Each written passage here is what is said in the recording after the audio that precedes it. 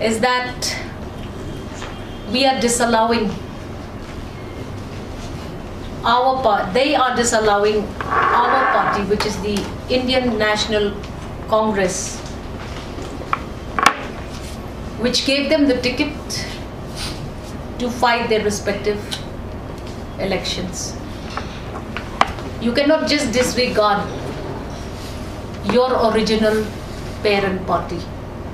How can this be allowed?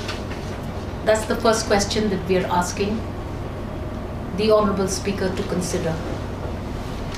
The second question that we have placed before the Honorable Speaker through our petitions is that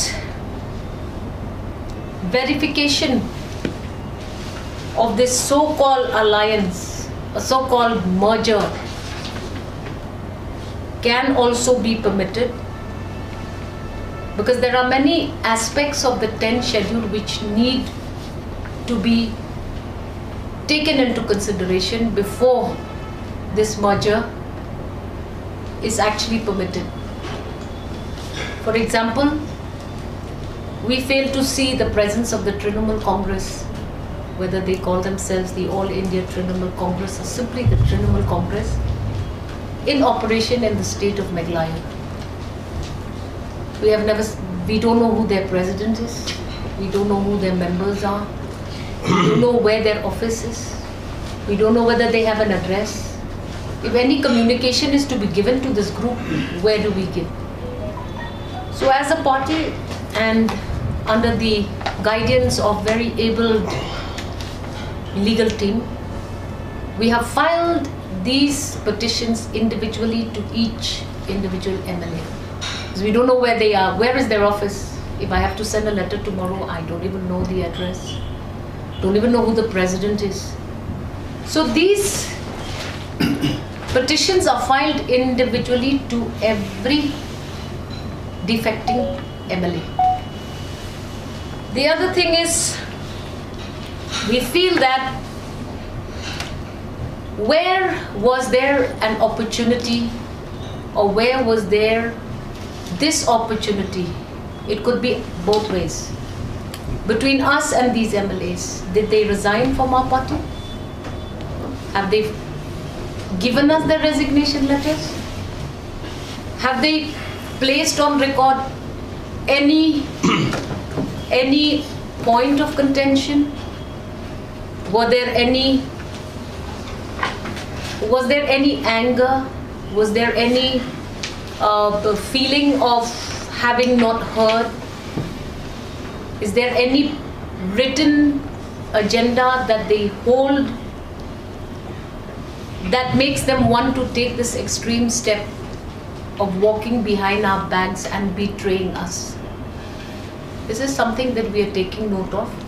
We hope that we will be given the opportunity through our legal team to question the loyalty of these individuals. Where is this political party in the state of Meghalaya? Maybe we, the citizens of Meghalaya, don't know yet.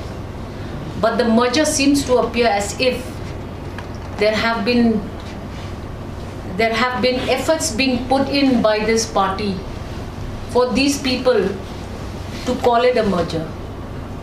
Who are they merging with?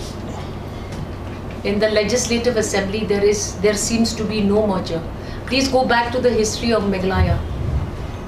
The late Purno Sangmaji, when he defected from the Congress, he went nationally, where he had leaders of the National Party also merging and creating this new group called the NCP. In this situation, what is the background of this merger? We need to question. Are there any grey areas, and are these grey areas quantifying to a disqualification? Now we are also going to be looking at the concern of not less than two-thirds of the members of the legislature party concerned. So we need to ask them, Where are the agreements? Have they ever met? Has the CLP discussed this matter? On what grounds have these individuals decided to freelance and just simply abandon and betray the Congress party? The other, this whole question of 2/3 shall also be subsequently again investigated upon by us, because we feel that associates,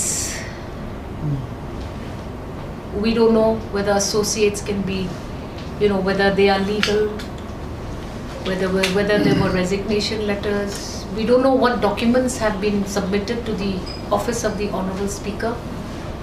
We would therefore request, we have therefore through this petition requested to the Speaker to share this information with us, because as far as the Congress party is concerned or the public is concerned, everything has been tight-lipped, hurried, and we don't know exactly what is the kind of documents they have submitted. Nobody is sharing documents with the media. We don't know what they're saying.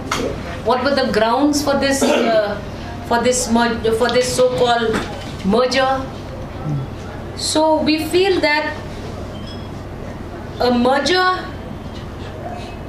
needs to be evaluated before it is accepted, because we still see no parent body for them to merge with. And as far as their original party is concerned, we don't know who they spoke to. Where were these letters of dissent? Was there any formal dissent? So we are saying that this whole question of less than 2/3 should be again looked at under stipulation under para 4 of the 10th schedule of the Constitution of India. We also feel that there are 3 main conditions of the 10th schedule. So we have 3 main conditions to study the legality of a merger. Should be, they have to answer and determine the question of fulfillment of so many considerations. Whether or not this has been done, we'll only get to know once we get copies of their submissions to the Speaker's office, and a subsequent response individually is to ensure that we give an opportunity also to the Speaker's office to review the 10th schedule and the adaptation of rules of the 10th schedule by the Meghalaya Legislative Assembly in the long run, so that the 10th schedule is not being played around by political ploys of this kind. There will never be peace, there will never be strength in governance if every individual groups of people will start tearing down even the 10th schedule. This will be an opportunity for the office of the Honorable Speaker to consider and to look at all of these grounds for disqualification. Some of you will say that, okay, 2/3, well, we are saying why not? We will do it.